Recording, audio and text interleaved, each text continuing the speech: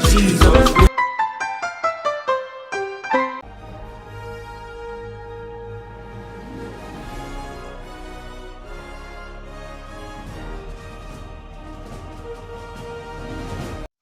Hello, good afternoon, good morning, good evening, dear friend, wherever you are tuning in from.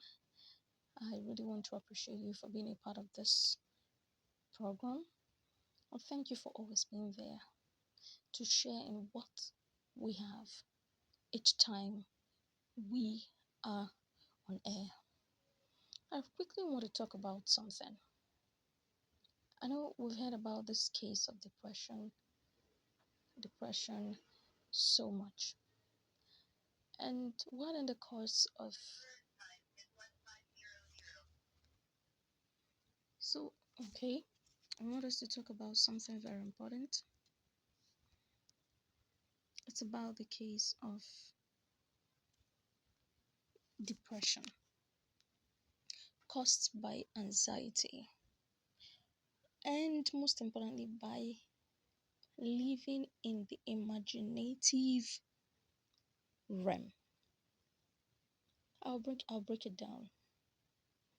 Now, we know there are so many things we fancy, there's so many things we imagine, and we visualize and hope it comes to us. Now, one thing we must always remember is this: when we imagine things like that, when we imagine, oh, how I'm going to build a big house, how I'm going to be this, that, imagine so many things. Some, most times, are very good things. Now, don't forget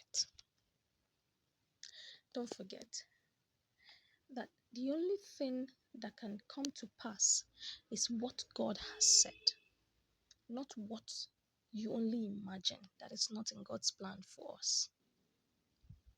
And that is why a lot of people go into that state of depression as a result of this. Let me explain. Now, by the time you imagine, oh, how I wish this lady is going to be my wife, how I wish this guy is going to be my husband, and you're dreaming about it, you're thinking about it, oh my God, when will I get married to this guy? Each time I see him, my heart starts beating. And probably he's not God's will for you, or even if he is, God has not spoken to him, and you're just fantasizing, dreaming, whether daydreaming or afternoon dreaming and the rest of them. And now for years, you're dreaming about it, how you're going to build that lovely family. Now listen, it's good to dream big, like we always hear. And this is why a lot of persons, when you dream big, but that aspect of dream is not in line with God's will for your life, a lot of things could go wrong. And that's why you begin to see, after many years of waiting and believing, fantasizing, and the rest, some will begin to ask questions. Is it that God did not say it? Is it that God's word is not true? Is it that now God's word is true? So whatever we're doing has to be in line with God's word. We really have to build up our faith based on God's word. Yes. At the same time, we should reduce the level of fantasy, the realm of fantasy we walk in. It's good to dream big, but let it be, it is God prompted dreams, not human prompted dreams. It's good to have visions, ambitions, plans, visions, and the rest of them. Now you walk towards achieving those ones. That's normal. But this one is, oh, dream how you have a big house, how you have it this. It's good to dream such dreams. But if one, you have no plan of making that happen personally, as in, on a personal ground, maybe you have a good job that is paying and you're expecting to start building a house, and then I will say, God, please help me to achieve this. Or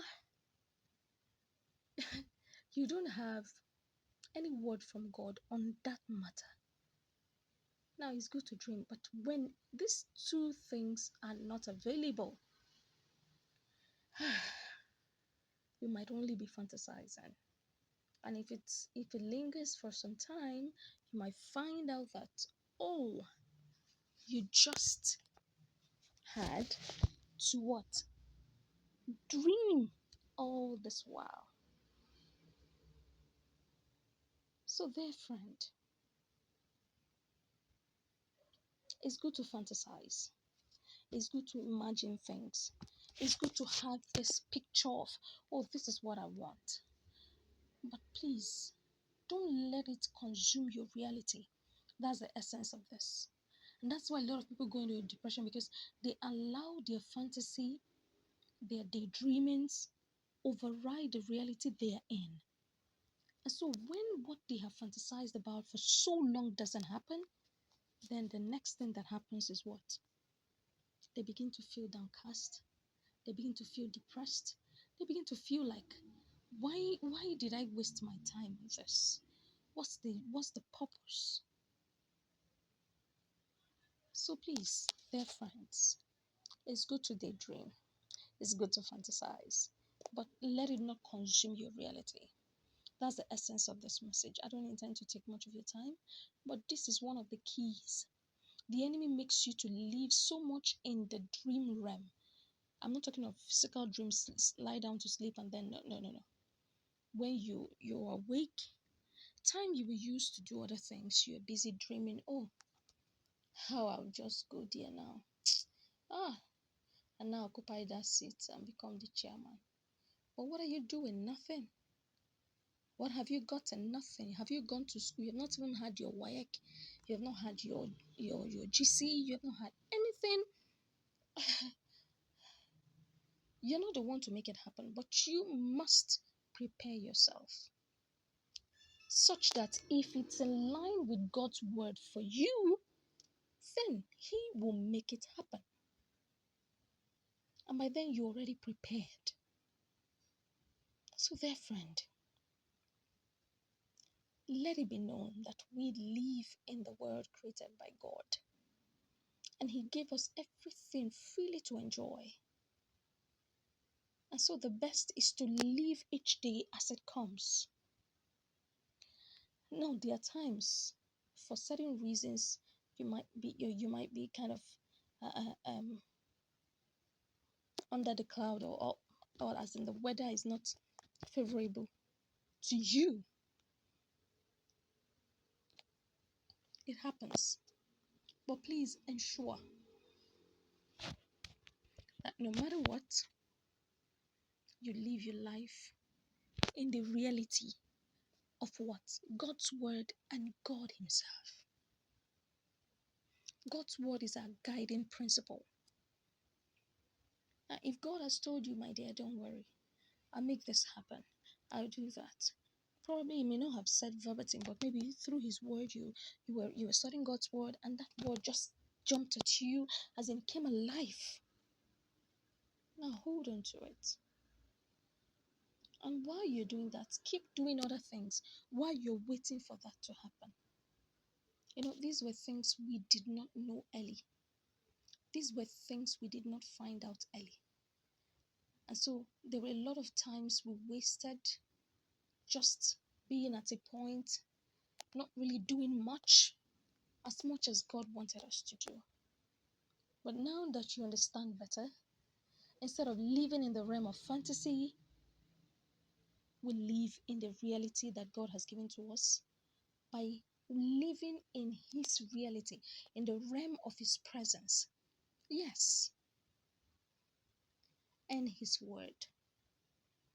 And with time, whatever God has said,